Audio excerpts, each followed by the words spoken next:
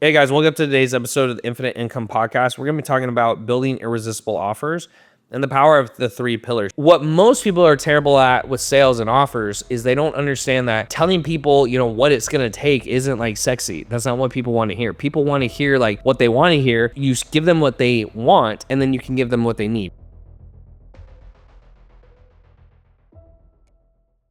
Your offer isn't selling usually because it sounds like everyone else. And I knew this inherently from my experience with door-to-door sales and my ability just to sell in general. But it wasn't until Alex Hormozi's book came out, $100 million Offers. You should read it if you had it. Broke it down, right? And he actually broke down like why certain offers sell better than others and why they don't. And I was doing that process the entire time. I just didn't know it. Now, what I try to do with clients or when I'm creating new offers and new businesses, right? Because I have multiple now. So I'll give you guys a bunch of examples. My first ever business I sold was a fitness offer, okay? So I thought, what do most people want? First off, what do most people want? Most people, they don't want to work out and they just want to eat shit and they want to look amazing. Like, that's what most people want. We all know that's not true though. But that's what they wanted and that's what I had to get them to believe they could get. So with that being said, I said, okay, I'm going to teach people how to eat whatever they want without sabotage results. I'm going to teach people how to eat whatever they want or train however they want without sabotage results. And then I'm going to have them see logically that I'm the best option for them to hire. So the first way that I was able to make that true, number one, is eat whatever they want, is macros, right? Now, I didn't say macros because if you tell people the what, they usually will either be like, oh, I don't believe that, or they'll think, oh, I already tried that. Right? But that gave them exactly what they wanted. They wanted to eat whatever they wanted. And this is the first pillar. The first pillar, you state what it is. So I would say the first pillar is teach people how to eat whatever they want without sabotage results. Now, what most people do is and then I would talk about what most trainers would do.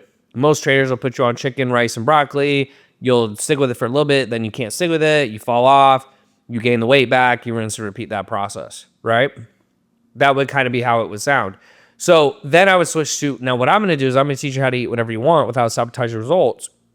Because Christmas, Hanukkah, Thanksgiving, your birthday, New Year's, Christmas, July 4th, it's all going to come around. You're going to have a drink alcohol, right? You're going to eat some dessert.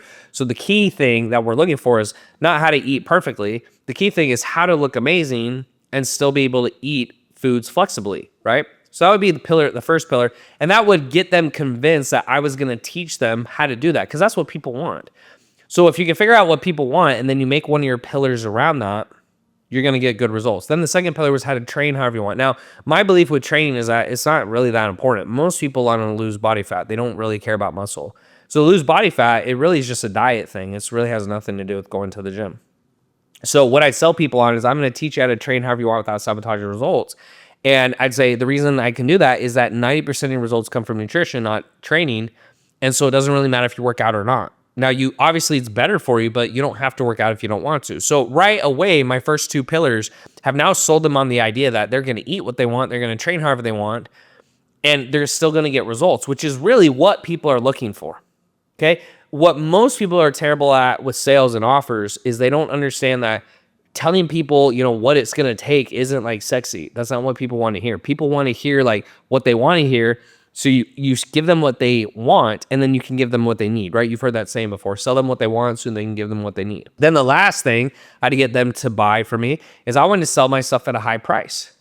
So I have to convince them now why I'm the best option for them to hire versus a personal trainer or Beachbody or P90X. And that's what I did. So I said, look, you can go work with a personal trainer, but the issue with the personal trainer is they're not focused on your nutrition, which is 90% of results, like we said. And if you stop coming to them as a client, they don't get paid anymore. So why would they want to teach you what to do and they're not focused on nutrition, which is 90% of results? Why would you want to waste your time with the trainer in person?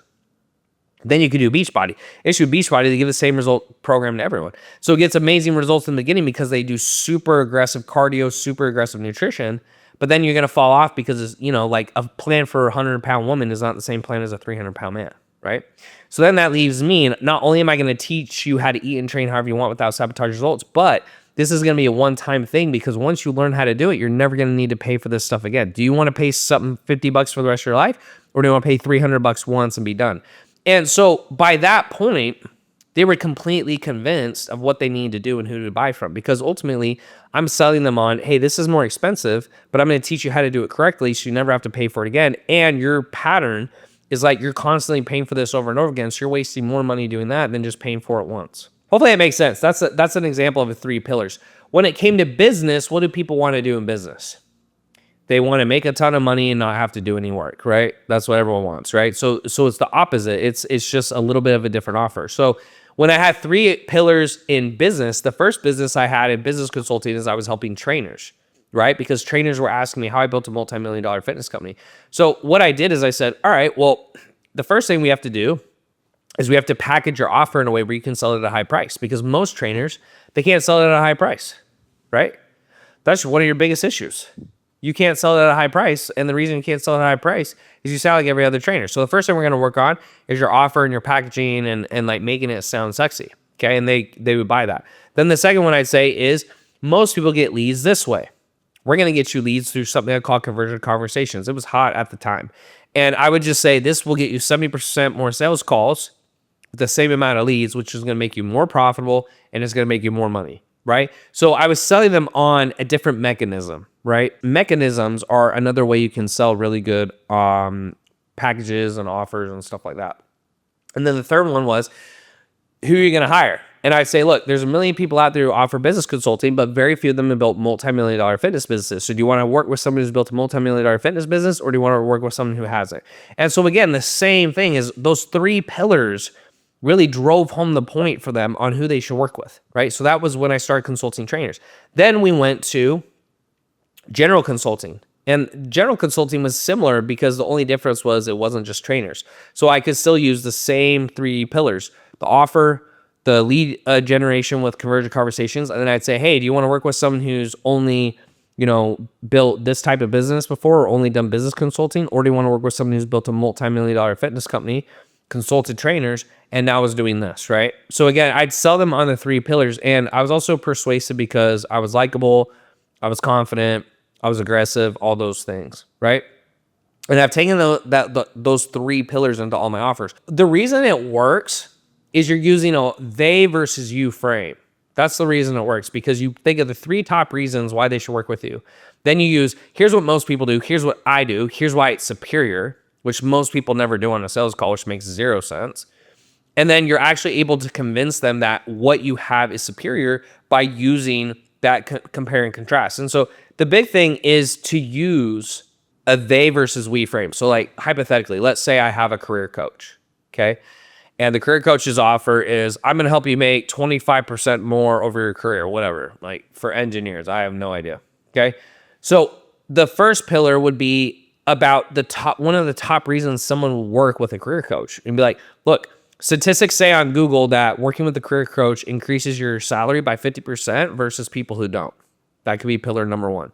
Pillar number 2 could be, why work with me versus someone else? It's like people who work with me on average make this much more than versus, working with Google or working with IBM or whatever. Okay. And then number 3 would be the third reason, right? So I don't always know what these reasons are when I work with the client, but I ask the client the top 3 reasons why I should work with them. Like I'm like, hey, let's say I signed up with you. What were the top 3 reasons you'd give me? And either they're going to be really compelling, or I'm going to say, hey, those aren't really very good, and we have to recraft them. And the reason that's important is that now becomes the marketing for not only your offer, but when you're running your ads, when you're doing your emails, when you're doing your text blasts, when you're running your social media campaigns, etc. Like whatever you're doing for your offer when it comes to social media. And that's what makes people actually buy it. So if you're trying to craft your 3 pillars for your offer, and the whole point is to make it compelling, think about the top reasons people would buy. And then think about what's most different compared to your competitors. And then that's why you say pillar number 1 is this. Here's what most people do. Here's what I do. Here's pillar 2. Here's what most people do. Here's what I do. Here's pillar 3. Here's what most people do. Here's what I do. And if you can explain that in a way that actually makes sense, not only will people buy more from you because of the sales calls, but when you want to market, when you want to come up with ads, when you want to come up with creative, it's way easier to do because you're pulling everything from these 3 pillars that you've actually created versus just trying to pull stuff out of your ass. So hopefully that makes sense, guys, and I hope you enjoyed this episode. As always, I will see you in the next one.